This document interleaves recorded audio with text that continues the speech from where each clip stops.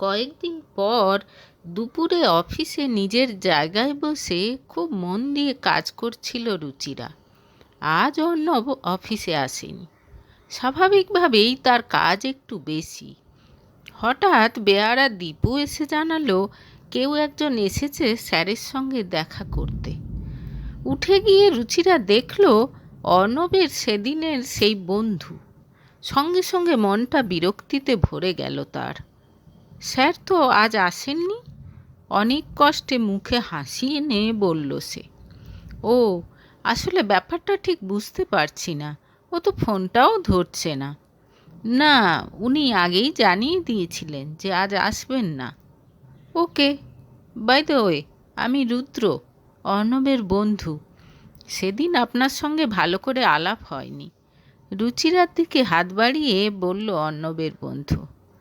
আমি রুচিরা, দায়সারাভাবে কোনো রকমে নমস্কার জানিয়ে বলল রুচিরা। সরি রুচিরা, আমি বুঝতে পারছি আপনি আমার ওপর রেগে আছেন। সেদিনের ঘটনার জন্য আমি সত্যিই দুঃখিত। অর্ণব যে হঠাৎ এরকম কেন বলল আমি জানি না, কিন্তু ওর এটা বলা একেবারেই উচিত হয়নি। আপনি সত্যিই খুব সুন্দর, মিস রুচিরা। রুদ্রর মুখে এরকম কথা শুনে চমকে তার দিকে তাকালো রুচিরা। চলুন না, একসঙ্গে কফি খাই। এসেই যখন পড়েছি একটু বসে যাই, তারপর না হয় চলে যাব, আবার বলল রুদ্র। এবার সত্যি খুব অবাক হলো রুচিরা। দেখুন, আমার এখন অনেক কাজ। এখন কফি। কথার মাঝেই তাকে থামিয়ে দিয়ে রুদ্র বলল, না এলে আমি কিন্তু ভাববো আপনি আমার উপরেও রাগ করে আছেন।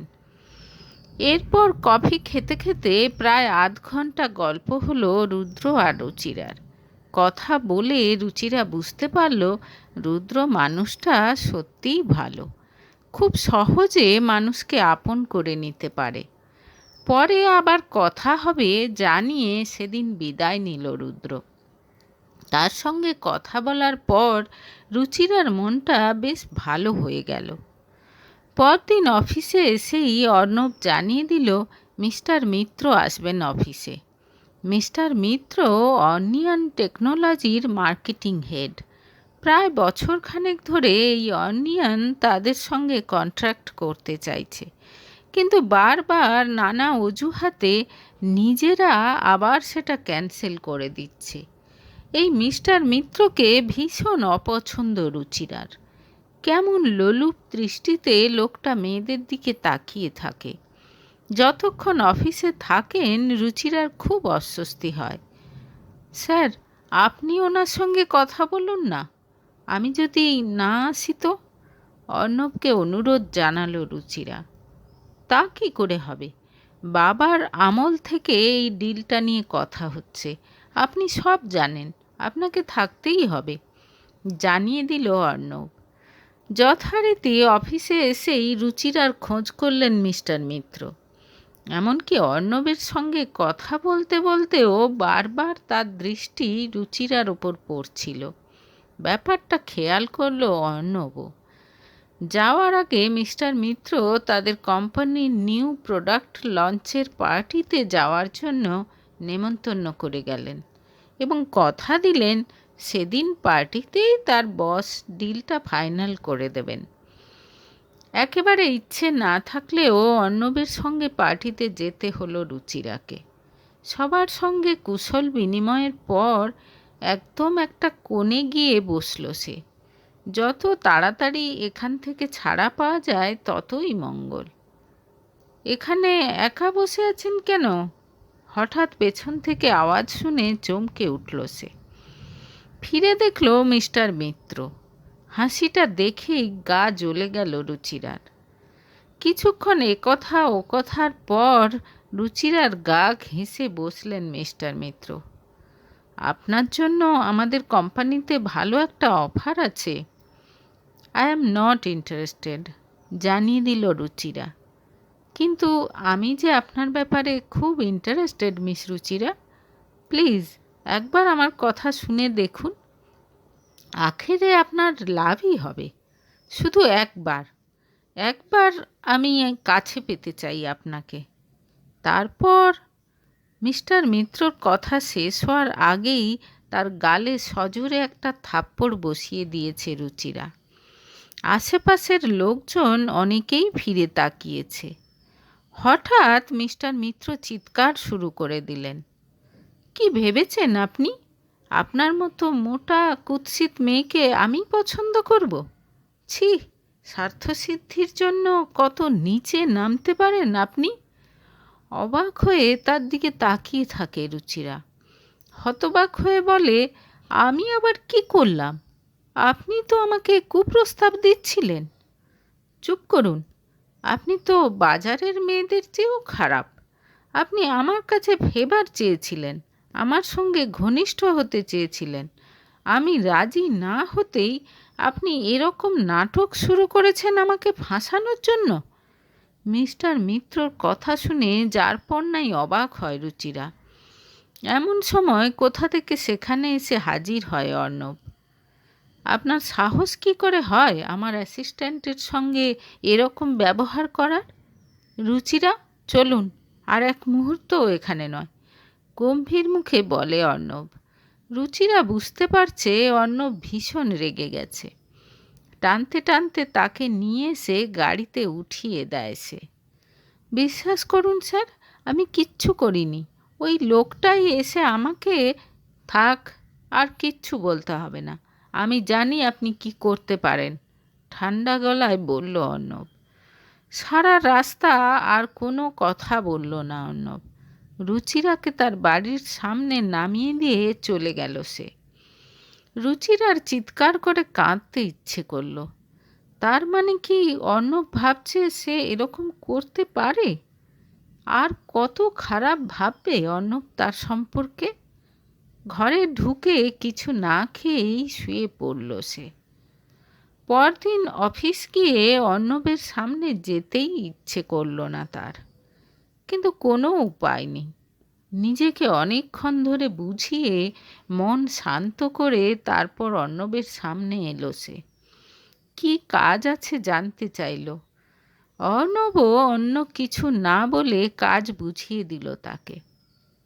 বিকেলে অর্ণবের রুমে গিয়ে সে দেখল একটা মেয়ে বসে আছে।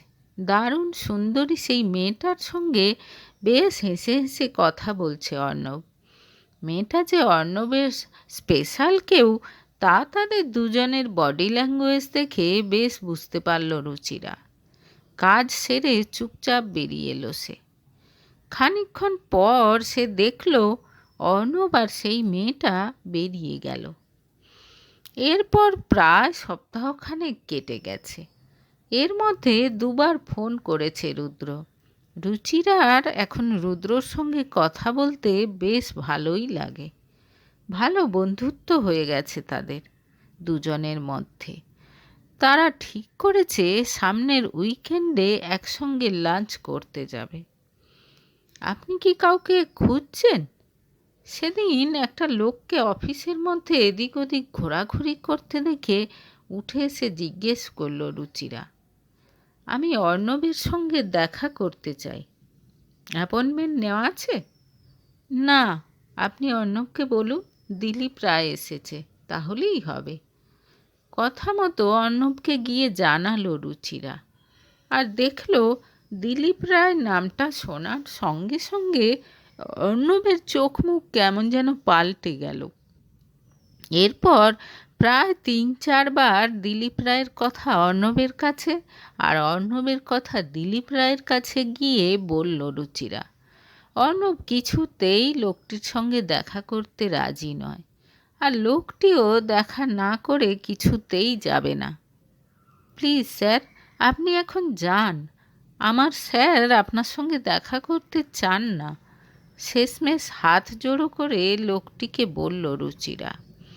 মনে মনে তার খুব রাগ হলো অর্ণবের ওপর।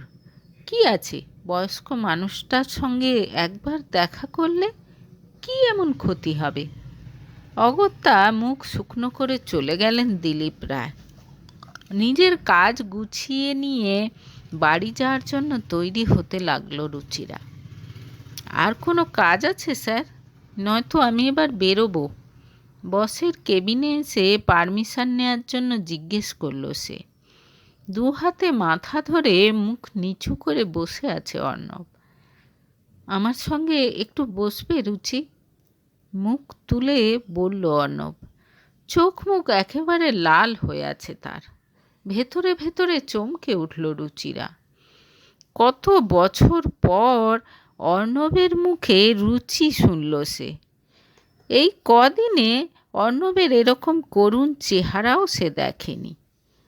আমার তো একটা অন্য কাজ আছে স্যার, তৎক্ষণাৎ জবাব দিল সে। ও ঠিক আছে, বেরিয়ে চলে এলো রুচিরা। অর্ণবকে প্রত্যাখ্যান করতে পেরে বেশ আনন্দ হচ্ছে তার মনে। বাইরে এসে একটা অটোতে উঠে বসল সে। কিছু দূর যাওয়ার পর বিবেকের দংশন শুরু হলো রুচিরার। এটা সে কি করল? অর্ণবের মতো একটা মানুষ কতটা অসহায় হলে তাকে বসতে বলে? এতটা নিষ্ঠুরতা দেখানো একেবারেই ঠিক হয়নি। সঙ্গে সঙ্গে অটোওয়ালাকে থামতে বলল সে। অটো থেকে নেমে রাস্তা ক্রস করে উল্টো দিকে যাওয়ার অটো ধরল সে। অর্ণবের কেবিনের সামনে এসে দেখতে পেল দরজা খোলা।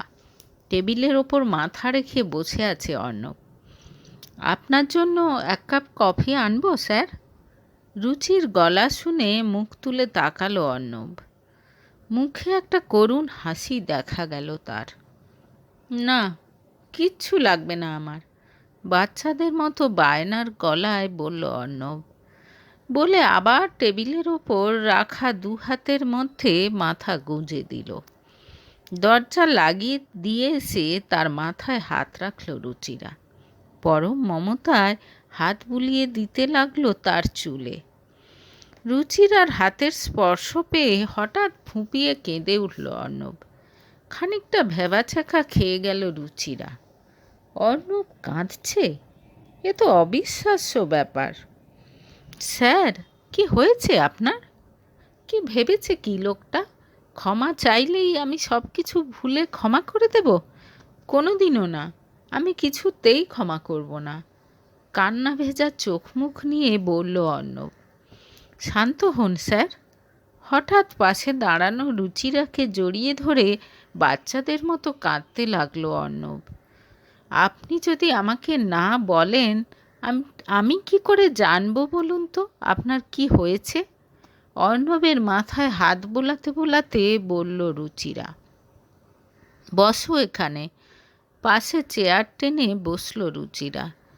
এবার অর্ণব যা বলল তা শুনে বেশ অবাক হলো সে। দিলীপ রায় আসলে অর্ণবের বাবা। ছোটবেলা থেকেই অর্ণব দেখে এসেছে তার বাবা নেশা করে এসে মায়ের উপর খুব অত্যাচার করত। একদিন নেশার ঘোরে বিনা কারণে বাবা তাকেও খুব মেরেছিল। সেদিন মা আর সহ্য করতে পারেনি। সেই রাতেই ছোট্ট অর্ণবকে নিয়ে বাড়ি থেকে বেরিয়ে আসেন তিনি। সেই রাতেই মিস্টার বসাকের গাড়ির সঙ্গে অ্যাক্সিডেন্ট হয় অর্ণব আর তার মায়ের। তারপরের ঘটনা অনেকটা গল্পের মতো। ধীরে ধীরে মন দেয়া নেওয়ার পর একসময় মিস্টার বসাক বিয়ে করেন অর্ণবের মা অনিমাকে। কিন্তু আমি ওই দিলীপ রায়কে আমার বাবা বলে মানি না। মিস্টার বসাকই আমার বাবা। আমি ওনার ছেলে অর্ণব বসাক। রুচিরার হাত ধরে বলল অর্ণব। কিন্তু আমার যা মনে হলো দিলীপবাবু বোধ হয় নিজের ভুল বুঝতে পেরেছেন। যা খুশি করুক, আমি কিছুতেই ওই লোকটাকে আমার জীবনে জায়গা দিতে পারবো না। এর আধ ঘন্টা পর অর্ণবের আবেগ প্রশমিত হলে বেরিয়ে যাওয়ার জন্য উঠে পড়ল রুচিরা। পরদিন অফিসে লাঞ্চ টাইমের একটু আগে রুচিরার টেবিলে ফোন করে 2 প্লেট বিরিয়ানির অর্ডার দিতে বলল অর্ণব। মিনিট 10-এর মধ্যে অর্ডার ডেলিভারি দিতেই অর্ণবকে জানালো রুচিরা। নিয়ে চলে এসো আমার কেবিনে, জানালো অর্ণব। মনে মনে খুব খুশি হলো রুচিরা। আজ অর্ণব তার সঙ্গে লাঞ্চ করবে। আবার তারা দুজন একসঙ্গে গল্প করতে করতে খাবে। কাল রাতেই রুচিরা তার প্রিয় বন্ধু অর্ণবকে ফিরে পেয়েছে। খুশি মনে অর্ণবের কেবিনের সামনে এসে দাঁড়ালো সে। ভেতরে হাসির আওয়াজ পাওয়া যাচ্ছে। ইউ আর সো নটি ডার্লিং বলে খিলখিল করে হেসে উঠল কোনো মেয়ে। দরজায় নক করে ঢুকে সেদিনের সেই মেয়েটিকে দেখতে পেল রুচিরা। অর্ণবের একেবারে গা ঘেঁষে দাঁড়িয়ে আছে মেয়েটা। অর্ণবের চোখে মুখে দুষ্টু হাসি। বুকের মধ্যেটা যন্ত্রণায় কুঁকড়ে উঠল রুচিরার। সে ভেবে নিয়েছিল অর্ণব তার সঙ্গে লাঞ্চ করতে চাইছে। সত্যিই তো, কি করে এত বোকা হলো সে? অর্ণব তো বারবার বুঝিয়ে দিয়েছে যে সে রুচিরার সম্পর্কে কী ভাবে। ইশারায় টেবিলের ওপর খাবারটা রেখে দিতে বলল অর্ণব। খাবারটা রেখে দিয়ে কোনো রকমে চোখের জল চেপে বাইরে চলে এলো রুচিরা।